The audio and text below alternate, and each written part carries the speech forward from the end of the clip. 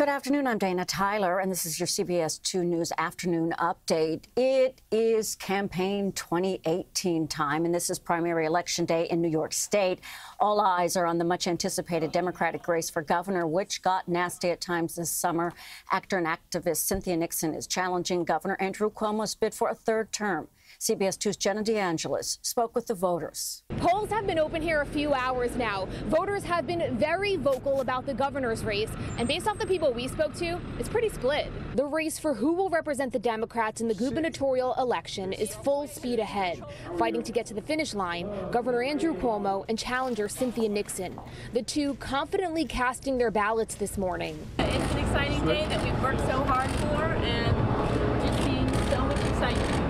So much excitement, so much enthusiasm, so much momentum in New York City, across the state. This is an important election, and first of all, I urge everybody to vote.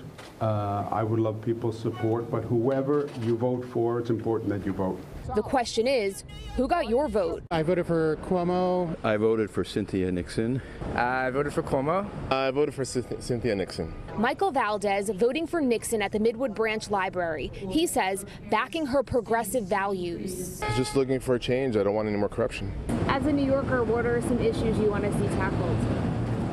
Well, the subway system could use some work. The subway seems to be where Nixon is gaining a lot of support. What is she saying that sparks an interest with you? She's taking responsibility for one, right? The governor holds a lot more responsibility over the trains than he wants to admit. But some voters, like Aaron Weintraub, put their faith in two-term Governor Cuomo to get things done. It's a lot.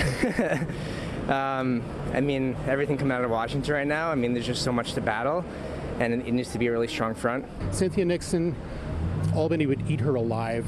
Mayor de Blasio, making his way into the polls in Park Slope, Brooklyn, has not endorsed either candidate. One message these voters can likely all get behind: Get out and vote. Do your thing. The winner will face Republican Mark Molinaro in November. Polls will remain open until 9 o'clock tonight, and you can stick with CBS2 for the results. In Park Slope, Brooklyn, Jenna DeAngelis, CBS2 News. In the races for Democratic Lieutenant Governor, in the Democratic primary races for Lieutenant Governor and Attorney General, incumbent Lieutenant Governor Kathy Hochul is being challenged by Brooklyn City Councilman Jumaane Williams.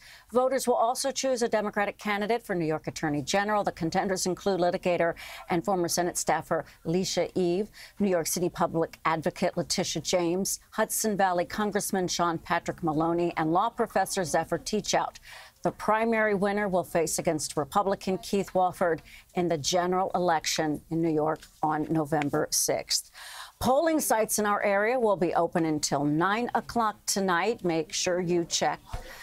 Stay with CBS2 for all of the election results on air and on our website here at cbsnewyork.com. In a Monmouth County courtroom this afternoon, the man accused of killing a New Jersey teenager was charged with first-degree murder. 20-year-old Brian Cordero Castro also faces charges of weapons possession and attempted escape. Prosecutors say the illegal immigrant from Guatemala stabbed 16-year-old Madison Wells Saturday night. The two were allegedly dating. Wells' family is distraught. Stabbed her to death and then ran like a coward. He faces up to 30 years in prison if convicted of the girl's murder. The Long Branch High School junior will be laid to rest tomorrow in Freehold. 7 NYPD officers accused of being involved with a prostitution ring appeared in a Queens courtroom today. CBS2's Natalie Duddridge has more from Kew Gardens. Police sources say the Internal Affairs Bureau investigation began in 2015 after a tip was called in by another officer. Since then, the sources say thousands of hours of surveillance of the officers allegedly involved were collected, as well as wiretaps. Those arrested are accused of providing protection for prostitution and gambling locations, including in Sunset Park, Brooklyn, and Jackson Heights, Queens, and giving them a heads up about the investigations. Sources say of those arrested, a retired NYPD detective who was allegedly a major player in the ring, providing security at illicit locations. 2 other uniformed officers were put on modified desk duty, their guns and badges taken, including a detective from the 72nd Precinct who is being investigated but not charged.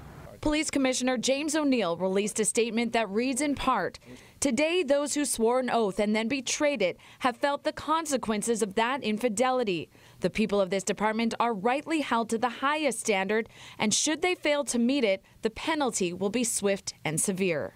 Now, this ring allegedly spanned much wider than members of the NYPD. Sources tell us that nearly 40 citizens are in the process of being rounded up and arrested. In Kew Gardens, Queens, Natalie Doddridge, CBS 2 News. 2 top U.S. cardinals met with Pope Francis today to discuss the growing sex abuse scandal in the Catholic Church.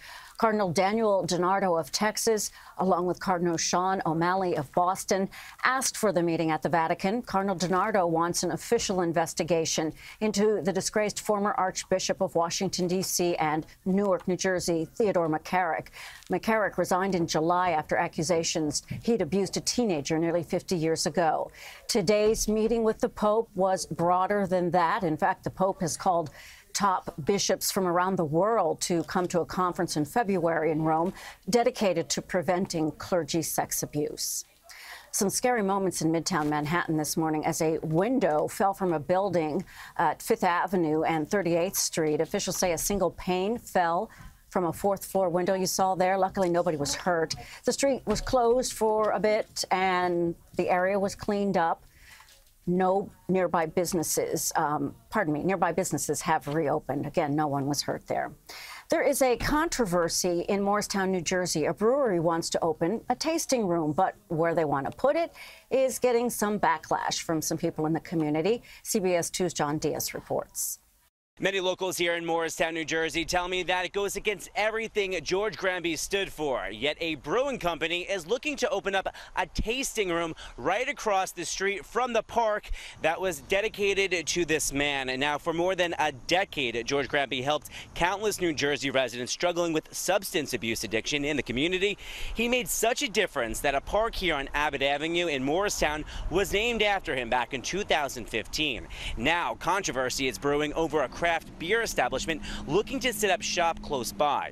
It's called the Glenbrook Brewery, and owners are looking to renovate the storage facility of a plumbing company across the street from the park. The owners promise, though, this is a family-run business and it will not be a bar, but a place for people to come and sample their beers, then maybe take some home with them. They're not looking to disturb the neighborhood, they tell me. Well, nothing has been set in stone, and this issue at hand will be discussed at the next town council meeting. In Morristown, New Jersey, John Diaz, CBS 2 News. With social media usage on the rise, security experts warn of the dangers of something that's called doxing. Siobhan Gorman explains in today's edition of Eye on Cyber.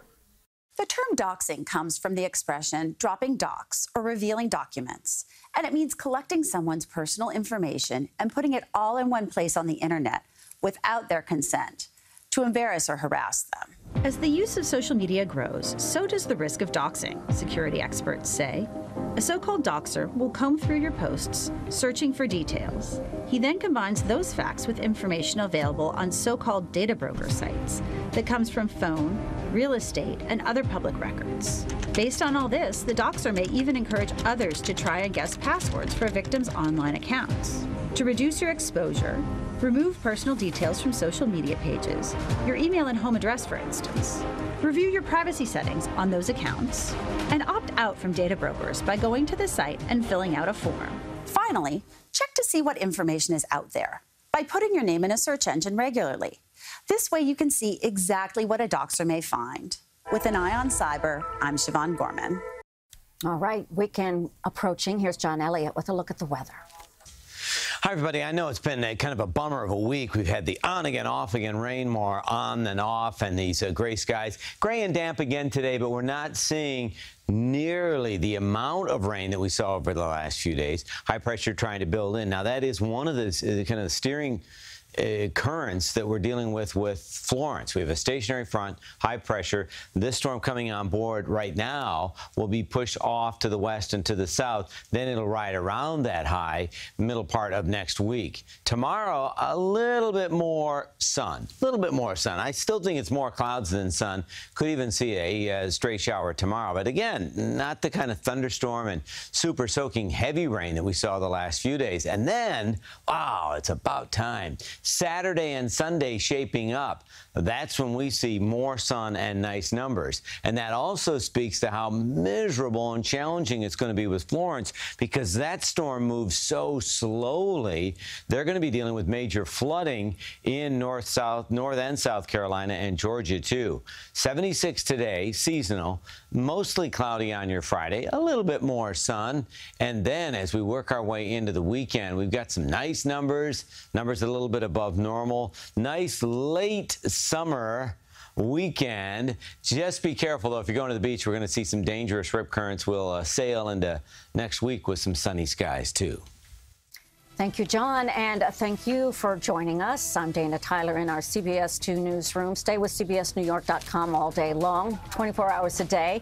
And also don't forget our Twitter and Facebook pages at CBS New York. See you later today on television, CBS2 News at 6 o'clock.